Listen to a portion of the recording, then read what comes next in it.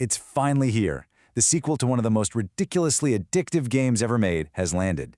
Today, we're giving you the ultimate guide to conquering Slay the Spire 2. So whether you're a total pro or you're about to take your very first step, your journey up that spire, well, it starts right now. Okay, let's just start with one number, 1 billion.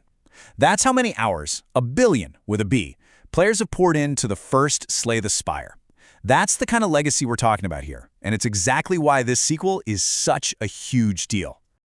And look, this isn't just a fresh coat of paint. The sequel builds on that incredible foundation with brand new mechanics, new characters, and new artifacts that guarantee no two climbs are ever the same. It's easy enough to pick up for your first run, but trust me, it's got enough depth to challenge even the most hardcore players with a whole new world of strategy. All right, part 1, your first climb. You can't get to the top of the mountain without taking that first step, right? So let's cover the absolute fundamentals that are going to carry you all the way. So what even is this game? Slay the Spire 2 is what we call a roguelike deck builder, which is basically a mashup of two amazing ideas. As a deck builder, you're grabbing cards to build a powerful, lean, mean fighting machine of a deck. And as a roguelike, every single journey is different, and when you lose, you start all over, but you're smarter every single time.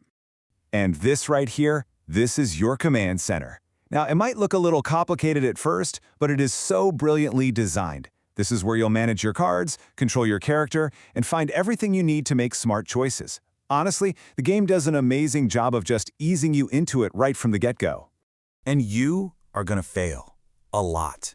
But you have to hear this because it's the most important lesson for any new player. Every time you lose in this game, it's a lesson. You'll learn what an enemy is going to do, you'll discover some crazy card combo, or you'll realize, oh, I shouldn't have picked that card. So failure isn't the end. It's actually the beginning of you getting really good. Okay, part 2, the unpredictable gauntlet. Now let's get into what makes this game so endlessly replayable. It really comes down to two core ideas that make the Spire a wild and different challenge every single time you play. First up is permadeath. And yeah, it's exactly what it sounds like. When your health hits 0, that's it. Your run is over, you don't get to reload a save, you go straight back to the bottom. But, and this is a big but, you don't go back with nothing. You carry forward the most powerful weapon in the entire game, the knowledge of what went wrong.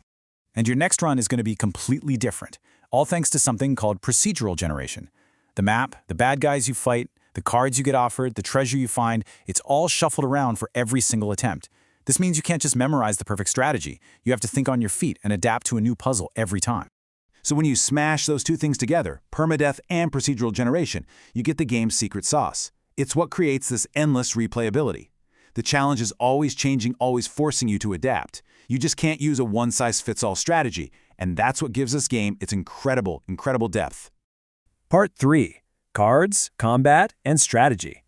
So we get the structure, but how do you actually win? Well, it all boils down to the heart of the game, building an awesome deck and using it to outplay your enemies. Now your first, and you could argue your most important strategic choice is your character. Each hero starts with a completely different set of cards and abilities. Are you going to be an all-out attacker, a defensive powerhouse, a tricky combo wizard? That one choice you make right at the beginning sets the stage for your entire run. I want you to think about building your deck like you're a master chef. You start with a small, focused set of ingredients. You find cards that have synergy, cards that just work better together to create powerful combos. Then, and this is so important, you have to remove the weak cards to keep your deck consistent. So many beginners miss this step. A smaller, focused deck is almost always better. And through it all, you're balancing your attack and defense, always adapting your recipe based on the ingredients the game gives you. And balancing these 3 types of cards, it's totally non-negotiable. If you go all offense, you're just going to get smashed by a big boss. If you go all defense, you'll eventually get worn down by enemies that get stronger over time. A good mix of attack, defense, and utility is the only way you'll be ready for whatever the Spire decides to throw at you. So at the end of the day, every single turn in combat is a new puzzle. The game literally tells you what the enemy is planning to do next.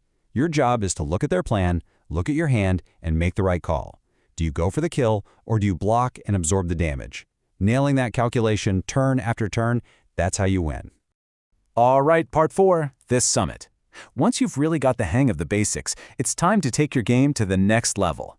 This is how you go from just surviving the Spire to truly mastering it. Let me introduce you to your new best friends, relics. These aren't cards, they're powerful items that give you these passive bonuses for your whole run. A single great relic can completely warp how you play, making certain cards way more powerful and opening up strategies you never even thought of.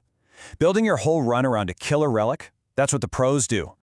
And beyond that, mastery comes from all the little decisions you make between the fights. Choosing the smartest path on the map, saving your gold to buy that perfect card in the shop, using a potion at just the right moment to swing a tough battle. And eventually, you can even take on the game's insanely hard ascension modes. There is always a higher peak to climb. When you boil it all down, this is a game about choices. The cards you add, the path you walk, the relics you find. Every single decision stacks on top of the last one to create your unique story. It's a game that really rewards smart thinking and clever strategy, not just fast reflexes. With new characters to master, new cards to discover, and a Spire that's never the same twice, the possibilities are, well, they're basically endless. The challenge has been laid out, the tools are right there for you, so the only question left is, how are you going to conquer the Spire?